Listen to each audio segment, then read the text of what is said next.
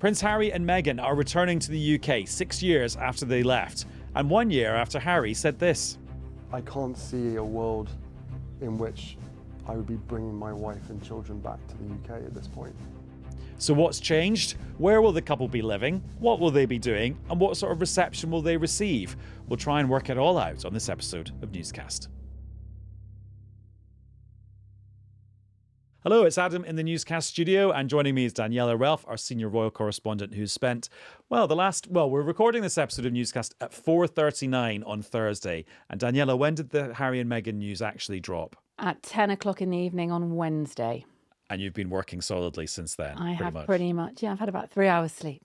Oh, wow. It's kind of like doing an election night. It's like doing election night, yeah. How did the news actually break? How did you receive word? Well, we knew early on yesterday evening that the Daily Telegraph had a royal story that was going to drop. It was also in The Sun. So we were sort of primed, although not sure of all the details. And so we got it at 10 o'clock when the first edition of the newspaper and some of their content was published. And then did it get confirmed officially pretty quickly? Yeah, very quickly, pretty much at 10 o'clock, Harry and Meghan's team were not guiding us away, such a great media phrase, not guiding us away from some of the detail that was in the Telegraph article and in The Sun. So do we know what their relocation package is going to be? We've actually got quite a lot of detail, actually, when I'm looking back over what are the facts that we know here around this particular story. Well, first of all, we know that Harry and Meghan are moving back within the next 10 days. So they will be back on UK soil living here by the 31st of August. That is because Lilibet and Archie have been enrolled in a UK school. The term starts for most schools kind of around the 3rd of September. In England? In England, I know. Other schools have been back already. Posher schools, private schools, they perhaps tip into the following week when they go back. So whatever happens, they have to be back here and settled for the kids to go to school by the first week, beginning of the second week of September. So that gives you the time frames in terms of when they have to be back, which is why we know by the end of this month they'll be here. They're not living in a royal residence. They're living outside London in a private property. Now, where that is, we don't know. The rumour is, of course, the Cotswolds, because Meghan and Harry have rented there before in previous times. And also lots of Americans. Lots of Americans go there, as we know. Lots of Americans, lots of their celebrity acquaintances from California. Ellen DeGeneres was selling her house. She was selling, wasn't she? I think she's gone. But it's familiar territory for them. There's also a suggestion perhaps Northamptonshire and the Althorpe estate, which is the family estate of Harry's mother, Diana. Could they perhaps be given a property on that estate? That would afford them perhaps some protection. It's where they spent some time over the summer. So again, it's somewhere that they would feel comfortable. So a lot of the mood music is around that particular part of the country. So we know they're going to be there. They are going to live here as private citizens. So the royal family side of things have made it clear that they are not going to be here in any official capacity, not going to be doing royal duties. They are non-working royals. They are private citizens. And that is the life they will anyway initially live here in the UK. So much to pick up on there. But how has Buckingham Palace responded to this? Because it sounds like they were almost as blindsided as much as we were. I would say carefully and cautiously. It's how the palace That's their way. Yeah, as well. Nothing on the record, no big statement, no big response. So you're, as ever in this job, and you're sort of scouting around the edges and having conversations. But what we do know is that the King was told at the weekend on Sunday that Harry and Meghan were returning to the UK. He wasn't consulted. We're told this wasn't a negotiation. He was just told it was happening. It had been decided. Interesting, the kind of phrasing that's being used around the King's reaction, that he is really pleased apparently to have the Sussex family back in the UK so he can spend more time with them privately. Now, that word privately, I think, is very telling, because what the palace is saying there is, look, it's good to have them back. He is someone that clearly wants to spend time with his son and with his grandchildren, but he doesn't want this to become a big public event in any way. He sees a private family thing, and if it affords him more time with his son and his grandchildren, then that's a good thing for them. And Harry seeing the King privately at Highgrove a few months ago, sounds like it might have been quite a kind of important piece of this puzzle. Yeah, that entire week is a really important piece of this puzzle. Harry was in the UK doing a number of charity engagements with some of the organisations he supports. There was also the ruling on the court case that happened that week as well. But That's when essentially, he was suing newspapers for exactly. invading his privacy, which he lost. Yes. So, but it was essentially a charity-driven week. He had Meghan and the 2 children with him in the UK, although they never appeared in public. And I always think on reflection now, amazingly, there was not one single photo taken of Meghan and the 2 children that week, which is quite an accomplishment, really, when they were in the UK. Well, because British snappers, as we call them, are ingenious. Are good at sniffing it out. And they didn't.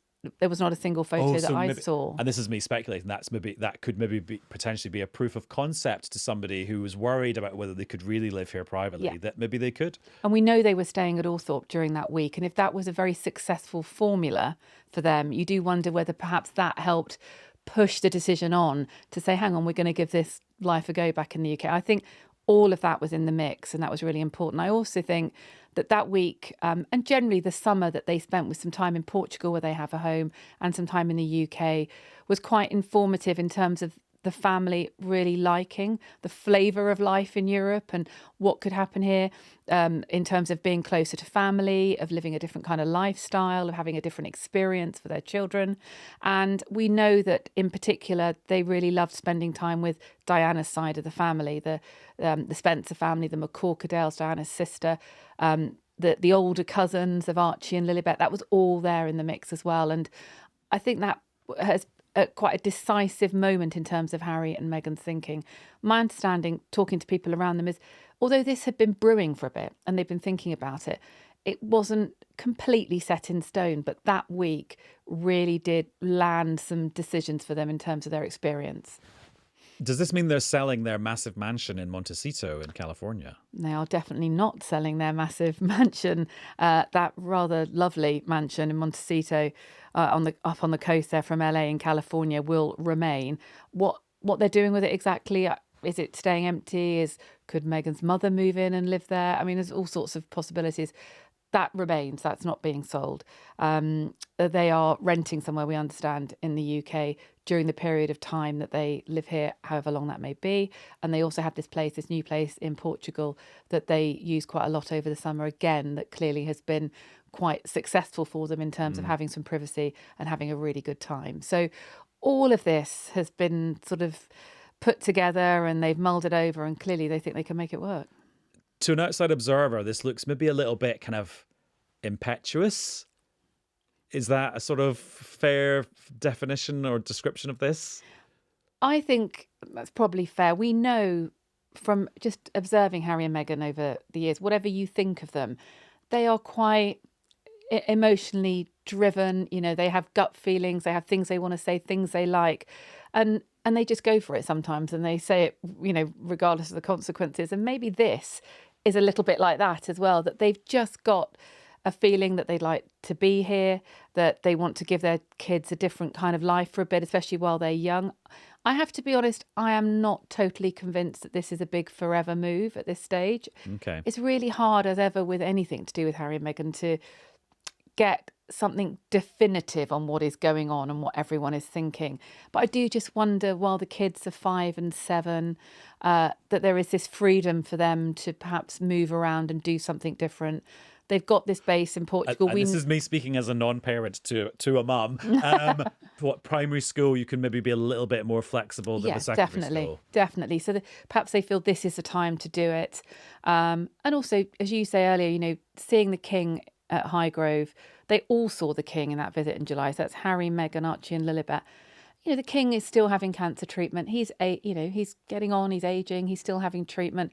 Did they just think as well, you know, let's take some time with him while, you know, we're lucky enough to have that. So there's a lot in there, isn't there, in terms of the family dynamic and what they're thinking. But I wonder whether this is a decision for the moment, for where they're at now, what they like, how they feel, how old their children are, what they feel able to do, and perhaps ultimately life may return to the US. I just think there's so much ambiguity here, isn't there? Because, as you said, Harry's very much, I'm a private citizen, but he still turns up to do charity events where he wants publicity. So there's cameras and you turn up to them too. I'm thinking back to our very enterprising paparazzi here, because the price for the first photo of Meghan popping down to Lidl or whatever. Maybe Waitrose. Yeah, will be worth, and any other supermarket, will be worth an absolute fortune.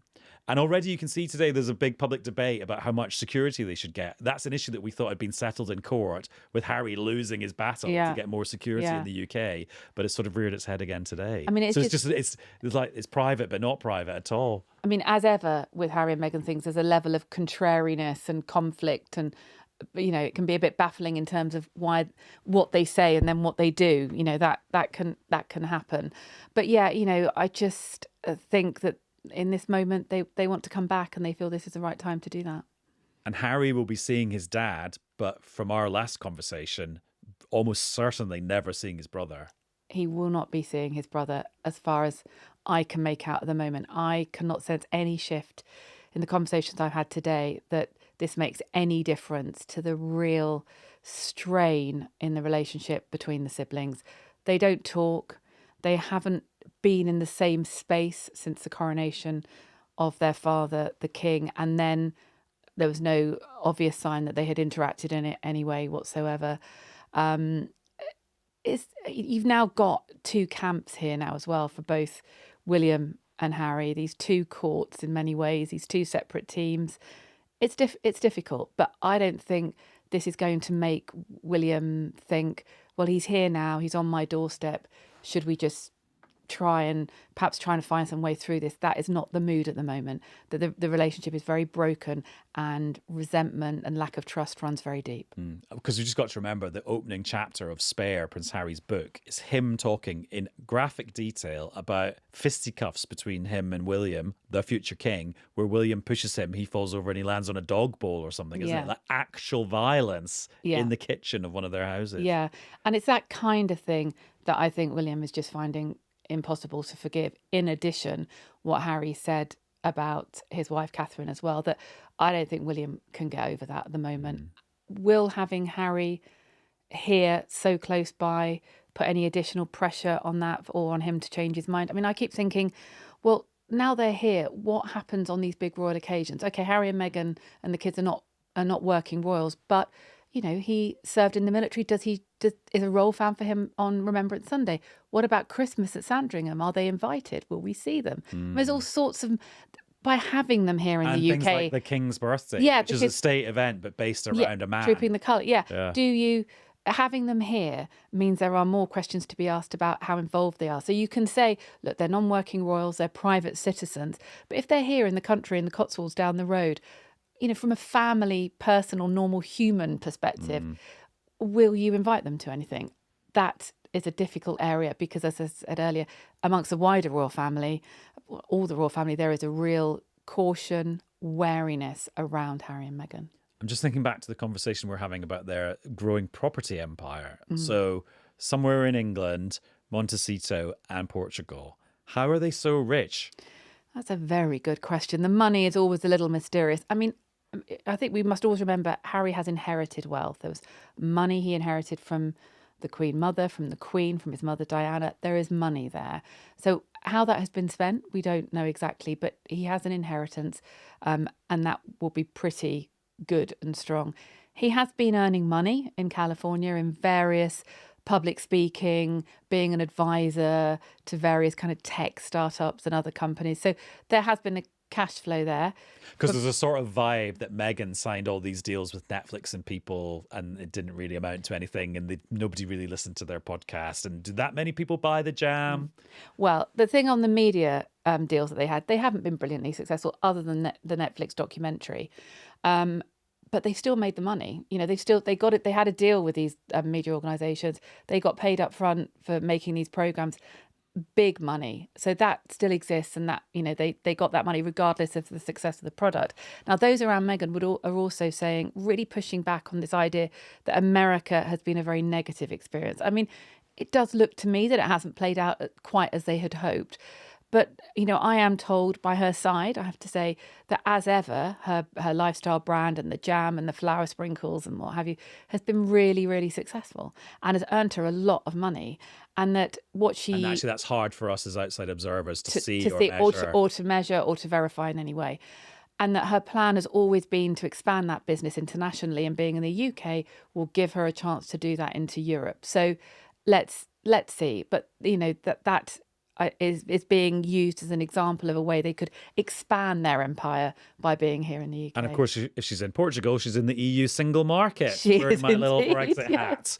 hat, which is a very old hat. Yeah. Right, talking about old hat, should we go back to kind of year dot for this Megxit thing? Just take me back to that moment when, and it was in Sandringham, wasn't it? The summit, where it is round the table, the then Queen, the late Queen, Charles, the Prince of Wales then, Harry, William, and they're basically doing kind of Brexit-style negotiations with each other about what the future's going to look like. Yeah, it was a really soggy, rainy day in Sandringham that day. I remember. It was December, wasn't it? Yeah, was it December or January? December, yeah. And Meghan had wanted to join that conversation remotely, and the Queen, Bianca, did not want that to happen, and William didn't. So it was, you say, it was just that cast around the table. And what they were looking for was what has been described over the years as half in, half out, which was to still do royal duties, to still be useful to the royal family, to use that glitz and star power, which they undoubtedly have, for the benefit of the royal family on royal duties, while also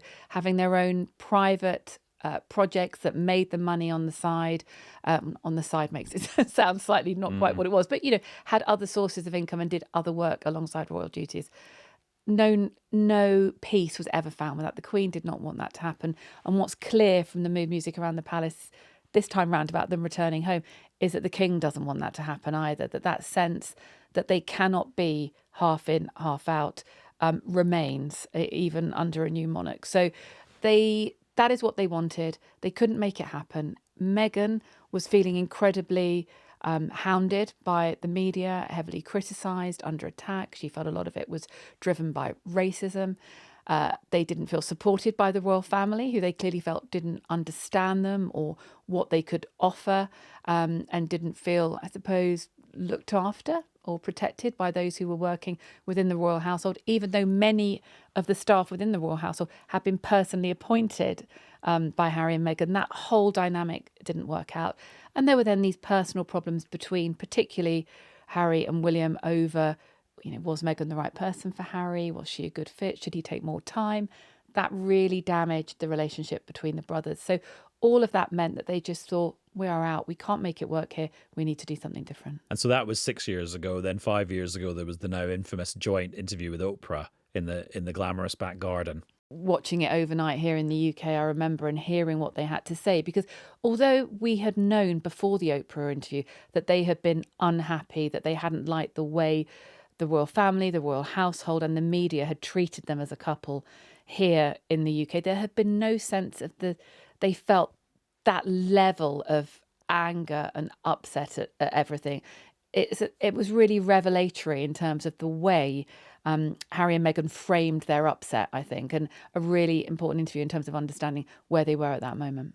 And also that was where they made the allegation that a senior member of the royal family had sort of made a comment about the race of Archie, which then led to the now famous phrase from Buckingham Palace of recollections may vary, and it was also which everyone I know has used in a different context yes. now. It's just it's one of those such a phrases. brilliant turn of phrase, and it was also in the aftermath that the following day on an official engagement where Prince William a question was shouted about, are you a racist family, and he quite unlike him turned to the camera, and you could feel the anger in him where he said, we are not a racist family. And in that moment, you just were immediately aware of how damaging that whole interview had been. I think I'd forgotten just how that all felt. It's really taken me back just discussing that, because we've filed it away in the archives, but actually reliving it in real time. Yeah. That was a really momentous moment for the royal family. Then we skip forward to May 2025, and this is where we all learned about this secretive committee called RAVIC, which is the Royal and VIP Executive Committee, which is kind of the deep state committee that decides which public figures get state-funded security. And Harry had gone to court, kind of at the highest level, to challenge RAVIC on his security. Yeah, that's right, because he firmly believed that the risks to him and his family when he came to the UK were were big enough, great enough and severe enough for him to be automatically given police protection while he's here in the UK, taxpayer-funded police protection. But Ravek, that committee, who we don't know exactly who's on that committee, but there are members of the royal household on it, as well as representatives of the Home Office and of the Metropolitan Police. But no government ministers. No. They say it's nothing to do with them.